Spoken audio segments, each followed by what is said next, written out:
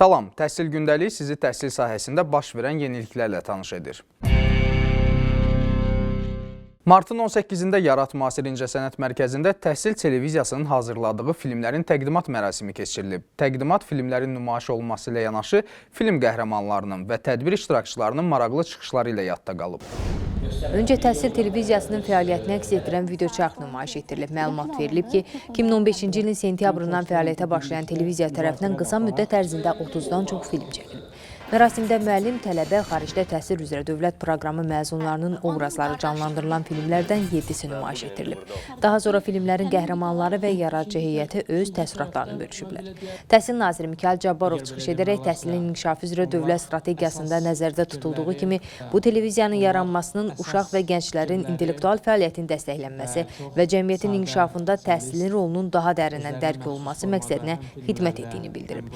Təhsil televiziyasının maarifçilik missiyası daşıdığını deyən nazir televiziyanın gələcəkdə fəaliyyətini genişləndirməklə təhsil islahatlarına daha böyük töhfə verəcəyini vurğulayıb. Tədbirdə çıxış edənlər filmlərin peşəkarlıqla çəkildiyini qeyd edib, öz sahəsində uğur qazanan şəxslərin ictimaiyyətə tanıdılması məqsədi ilə həyata keçirilən bu layihənin əhəmiyyətini yüksək qiymətləndiriblər. Təqdimat mərasimində Təhsil Nazirliyinin əməkdaşları, millət vəkilləri, ali məktəblərin rektorları, dövlət və biznes qurumlarının nümayəndələri, tanınmış ziyalılar, təhsil ekspertləri və media qurumlarının rəhbərləri iştirak edib. Təhsil Nazirliyi sisteminə daxil olan ümumi təhsil müəssisələrinə direktor vəzifəsinə təyin olunmaq üçün elektron ərizələrin qeydiyyatı başa çatıb. Martın 18-dən 31-nədək davam edən müsabiqədə 3394 nəfər qeydiyyatdan keçib. Ərizəsi təsdiq olunmuş namizədlər üçün növbəti mərhələ aprel ayında baş tutacaq. Yeni qaydalara əsasən müsabiqə tam açıq elan olunub və bir vakant yerə istənilən sayda namizəd elektron ərizə ilə müraciət edə bilər. Müsabiqədə 5 il fasiləsiz pedaqoji staja malik, pedaqoji və ya idarəetmə sahəsi üzrə ali təhsilə malik namizədlər iştirak edə bilər. Ölkənin bütün şəhər və rayonlarında keçirilən Respublika Fənn Olimpiadalarının yarımfinal mərhələsinin nəticələri məlum olub. Nəticələrə əsasən fənn olimpiadalarının final mərhələsində dəqiq fənlər üzrə 271, humanitar fənlər üzrə 415 şagird iştirak edəcək. Final mərhələsində şagirdlər 2 qrup üzrə biliklərini sınayacaqlar. Belə ki, 10 və 11-ci siniflər yuxarı yaş qrupu kateqoriyasında, 9 və xüsusi istedadı ilə seçilən daha aşağı sinif şagirdləri isə aşağı yaş qrupu kateqoriyasında eyni materiallar üzrə suallar cavablandıracaqlar. Final mərhələsində şagirdlər açıq tipli isbat, izahat və həll tələb edilən sual və tapşırıqları yerinə yetirəcəklər. Respublika Fənn Olimpiadalarının final mərhələsi aprel ayının 15-17 və 22-24 aprel tarixlərində keçiriləcək. 15-17 tarixlərində fizika, riyaziyyat, kimya, biologiya və informatika fənləri üzrə, 22-24 aprel tarixlərində isə tarix, coğrafiya və Azərbaycan dili ədəbiyyatı fənləri üzrə Respublika Fənn Olimpiadalarının final mərhələsi keçirilməsi planlaşdırılmışdır. Qeyd edək ki, Respublika Fənn Olimpiadalarının 1-ci rayon şəhər mərhələsi yanvarın 17-sində keçirilib.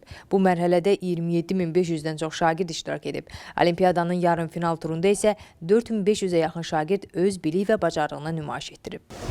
Estetik tərbiyə üzrə Respublika Tədris Metodik Mərkəzinin təsviri sənət qalereyasında uşaq və gənclər üçün növbəti açıq qapı günü keçirilib. Burada artıq ənənəyə çevrilmiş açıq qapı günlərinin keçirilməsi uşaq və gənclərin asudə vaxtının səmərəli təşkili, incəsənətə, təsvir və dekorativ yaradıcılığa marağın artırılması, mövcud olan bacarıqların inkişaf etdirilməsi, istedadlı uşaqların üzə çıxarılması və qeyri-adi texnikadan istifadə olunan uşaq rəsmləri ilə tanışlıq məqsədi daşıyır. Bayram günlərində İçərişəhər və Qala Dövlət Tarix Etnografiya Qoruğunda Novruz Bahar Festivalı keçirilib. İçərişəhər Dövlət Tarix Memarlıq Qoruğu İdarəsi öz ənənəsinə sadiq qalaraq bu ildə Novruz bayramı şənliklərinin İçərişəhərdə təntənəli keçirilməsini təmin edib. Milli adət-ənənələrlə zəngin Novruz bayramına və baharın gəlişinə həsr olunmuş festival günlərində Qoşa Qala Qapısı meydanında meydan bazarı təşkil olunub. Bayram tədbirləri çərçivəsində Qala Dövlət Tarix Etnografiya Qoruğunda da Novruz şənliyi keçirilib. Tədbir İçərişəhər Dövlət Tarix Memarlıq Qoruğu İdarəsi tərəfindən Təhsil Nazirliyinin dəstəyi ilə təşkil olunub. Tədbirdə qonaqlar rəngarəng konsert proqramını, Novruzun ənənəvi rəmzləri olan şirniyyatların hazırlanmasını, xınayaxtı mərasimi və xalça toxunması prosesini izləyiblər.